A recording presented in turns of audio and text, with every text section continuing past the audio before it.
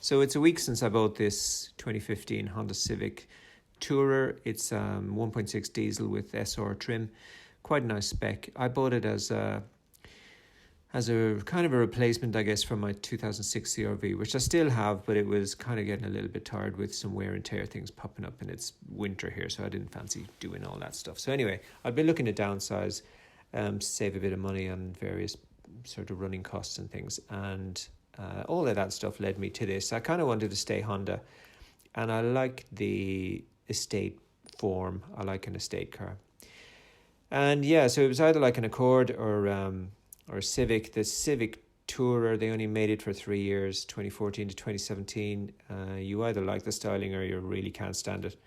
And I like them. I think it's quite aerodynamic, so at high speed it's really quiet. Dynamically excellent to drive. Developed in Europe, so it's built in the UK, so it ticks a lot of boxes for me. The one box I suppose I really wanted to tick in was the heated seats box. And you have to go to this level to get heated seats. You have to have SR or above. And this popped up at the right time, right price. From the first owner, 70,000 miles on the clock. We did a good little deal, and I brought it home. So it's quite well spec'd. I think if you're looking at an estate car, like the reviews will kind of focus on the new car competition at the time and how expensive Civic Tourers were, which I suppose might have been a little nail in the coffin for these things. But now, totally different landscape. The used car comparisons are completely different to the new car comparisons, so I bear that in mind. Anyway, let's have a look at the dashboard and the cabin and the equipment. Okay, so inside the Civic, this is pretty much what I can see. Some people complain about not being able to see the speedometer because of the steering wheel. God knows what kind of height they are, but the steering wheel is quite adjustable, so it goes up and down, in and out, reach and rake. You've got these 3 dials at the bottom: water temperature, your rev counter, and then your fuel gauge. And fuel gauge also gives you information on the econ button, which is here. Economy button, God knows what that does. I mean, I would turn the economy off if I'm really going for it, because obviously it's going to do something with the fueling. Right, and then you've got this upper display here, which can scroll through different things. So you've got you got it off. You've got a clock display, which you can customize. You've got Bluetooth audio. So this is Bluetooth audio, your Bluetooth audio screen, so it gives you some information on what track you've got, and obviously you can keep the little display underneath that kind of gives you information on other stuff as well. So so this is a Spotify track playing on my iPhone. This is one of the things with this car. So this head unit is very nice. It's all touchscreen. I'm not going to touch anything because it will turn my bloody video off.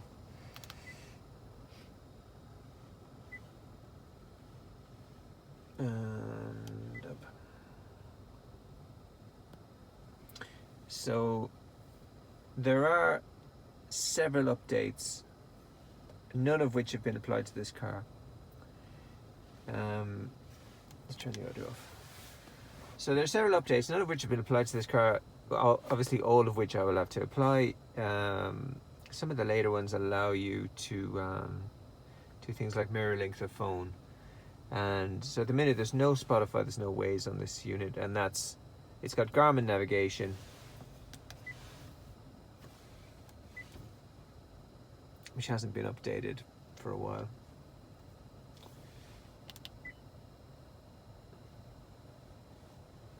So that needs an upgrade. And it's just a slightly older version of Android, and as you can see, it does things like this. Anyway,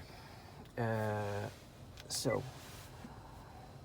below that you've got the climate control settings, and obviously these are the buttons we're most interested in, this one and this one. This is for active ride, so it's got active damping, selectable damping on the rear. There's quite a few reviews say that you can't really feel any difference. You can definitely feel a difference. It makes quite a difference. When I first picked the car up, it was fairly empty on fuel. I hadn't checked the tire pressures, but they were subsequently fine. But it just felt very kind of fat, kind of wallowy, not as sharp as I wanted. Changed the rear dampers from comfort to normal, which you do using this button, and it's comes in the median display, so you can just flick between the modes. So I changed the damper settings had been on comfort. I just changed them to normal, and that's pretty much what I run around in all the time up here. And yeah, you just leave it like that and it will sort itself out. Next to the damper settings, stop start settings, turn it on and off. I like the system, so I'll leave it on. But yeah, this is, it works perfectly. It's like any Honda. You set it, you forget it. Here you've got your lights, pretty standard. Auto lights, front and rear fog lights. Got controls for your audio, control for your menu screens, and obviously this is the kind of main selectors, so you can work your way through different options. And cruise control. So you've got a speed limiter, and that's just all standard. And here you've got some Bluetooth controls. This button here works with Siri, so you can send text messages and all kinds of stuff with Siri, so that's fine. And bear in mind that I haven't updated this. I haven't updated this unit. I haven't done anything to it. I haven't really set it. I mean, there's a lot of settings in the actual in the Android system itself. So this is all really for the unit, but in the Android part, I can never figure out how to get there. Honda also have a thing called an app center. I have a feeling the car needs to be running for this. Anyway, and also CD drive. So, I mean, it's quite a nice unit. I do have that CarPlay unit that's in my CR-V. I was tempted to pull it out and try and integrate it, and you can get some leads from various suppliers that do operate various levels of integration. So there's a particular Italian supplier who do a kit that basically allows you to retain all the functionality of that screen with this unit by using CAN bus, and I'd probably go for that if I was going to do it, but it's 150 quid, so for the time being that can stay as it is. I'm happy with that. I'll update it and I'll see how we go, and yeah, so now the Garmin is with us, and here's our map. So that's perfectly fine. There are no navigation displays in that top screen. It's all here. So there's nothing in the clocks. It's all here. So for my money, you may as well have Waze. So if Waze will run on this version of Android, I'll get that sorted out, and that'll be fine. And then all I need is Spotify after that, and we're good. Otherwise, what have you got in this car? So you've got retractable mirrors, electric windows, obviously, bits and bobs. The driving position is really nice. It's really comfortable. I find it great. A lot of reviewers commented on the shorter throw, and yeah, it is very short. This car is a little bit, I mean, we're sitting at the minute, so it's a little bit notchy. So there are some bush upgrades that you can put into the shifter, but it's a daily driver. It's fine. Trim wise, people talk about hard plastics and stuff like that. It's a nice dash. It's nice quality. There isn't a rattle or a creak. There's nothing. I can't fault anything with the inside. This model has the ultrasonic sensors, which can be disabled. You've got a little menu panel down here, and here you've got your ultrasonic sensor detector off and on. You've got your control, traction control off and on, park sensors off and on. You've got your headlamp adjuster. Some reviewers talk about fuel flaps being difficult to access.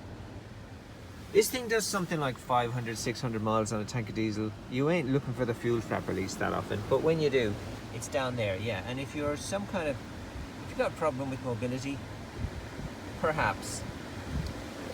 But you know, if you're sort of regular able-bodied person, then it's not a big deal. And kind of where else are you going to put it? If you put it anywhere along here, there isn't really enough space for it to be big, and you know, you want it to be a decent size so that you're not breaking it every 6 months. Yeah. What's interesting about this car is that it doesn't have a fuel cap. So let's pull that. It's quite windy, so we're going to get a wind noise. Don't worry about it.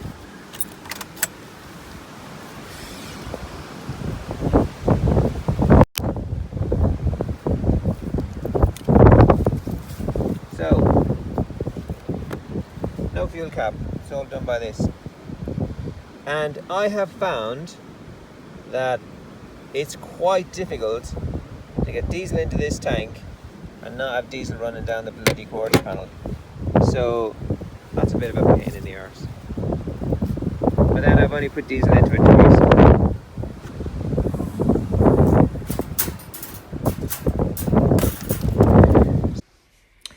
Okay, so let's turn the mic off. The wind is too bad today. Okay, so boot size. I didn't really buy this car for the boot. It's got a massive boot. It's like over 1,000 litres with the seats folded down and compartments everywhere. The Magic seats are clever. You can see them in any review of the car from when it was new. But anyway, I just like estate cars. I like having the space if should I need it. I like the low loading lip on this car so that Ted can jump in and out easy. I'm probably going to put a little cover across the bumper just so his clothes don't scratch the paint.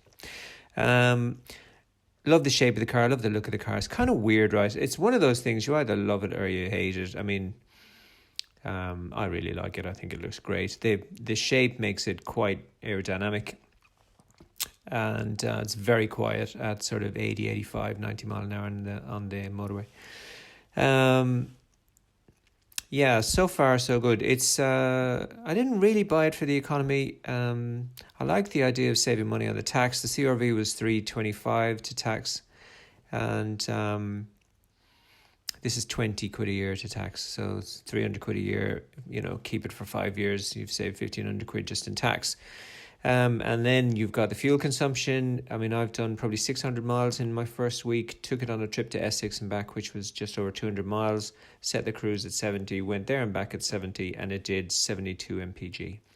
So you can't fault that. And just running around these kind of country lanes on the various bits and pieces that I have to do during the week, it averages into the 50s. So a lot of reviews will say, oh, you know, we struggle to get close to the 72 average that Honda state, and we can't get close to the 53 mpg average that Honda state. I'm finding it absolutely no trouble, and I'm not trying.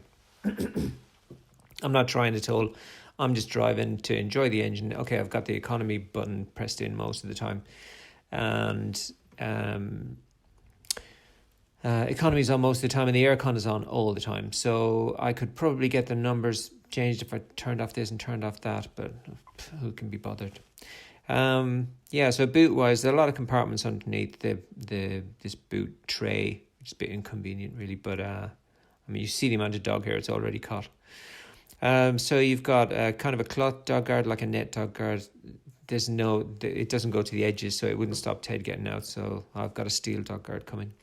And then you don't have a spare wheel in these cars. You've got some tar sealant and compressor and stuff like that. But I mean, the most likely puncture you're going to get in a car like this is hitting a pothole, and that's going to split a tar, and there's no way you're going to seal it with this stuff. So I'll be getting a spare wheel and spare wheel and jack, and they will go in the other compartment underneath this boot floor, which is massive. And it's a bit of a bugger to get to when this load liner thing is down. So as you'll see, what else can I say while we're waiting for that bit to come up? Yeah, my car is non-DASP. So DASP was like a £600 option that you could add, and it gave you sort of lane detect. And so there's that big compartment where the spare wheel will go. And yeah, so it doesn't have DASP. It does have this front collision avoidance thing, which works off the park detect sensors. Yeah, I don't know. I mean, it beeps, and it's a bit of a noisy fucking beep when it's when you're sitting in traffic and stuff, but it's no big deal. And I'm quite happy not to have the DASP package.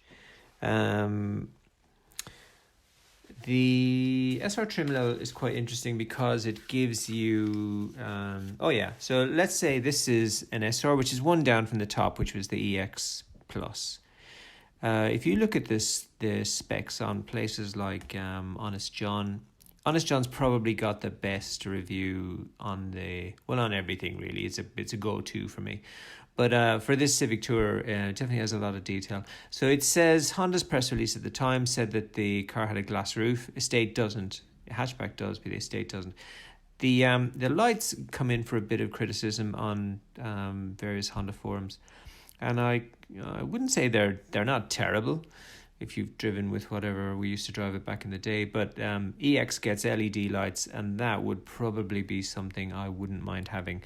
But there are quite a lot of details on people who've upgraded those lights to HID dip beam and LED main beam, and I will probably do that just for the sake of doing it. I mean, it doesn't seem to cause any problems at MOT. Speaking of MOT, this one is due in March, and I got a bit of money off just because I bought it with a short MOT. It's as it stands, it would go straight through a test, no problem. And the rear brakes are getting a little bit low. I bought a set of new rear discs and pads, coated discs to stop it looking like this, kind of rusty. Coated discs are about 35 quid, motor equipped discs, which are pretty good.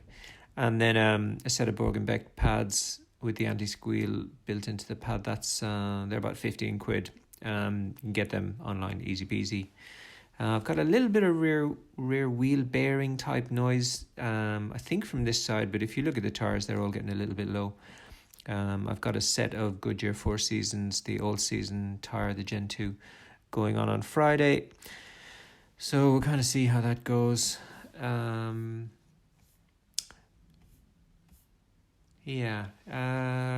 just, it's just a nice car. I gotta say, after a week, 600-700 miles, if you're thinking about Civic Tourer, definitely take a drive in it. I mean, I left my car journalism kind of reviewing career. I kind of finished that in 2013, and these things came out 2014. So I hadn't driven one of these when they were new, but I did have a lot of faith in Honda. I used to buy Hondas as a trade bar for Barclays Bank. And so I've been to the Honda factory in Swindon quite a lot, and these were built in Swindon, same as the CR-V, and I just have a lot of faith in these cars. They've been very good to me, super reliable. And in terms of like an estate car, they've got nice space. They really are comfortable. The back at this angle looks a bit fat, doesn't it? But to drive, everything about it, just great. Take a drive, see what you think. I recommend it.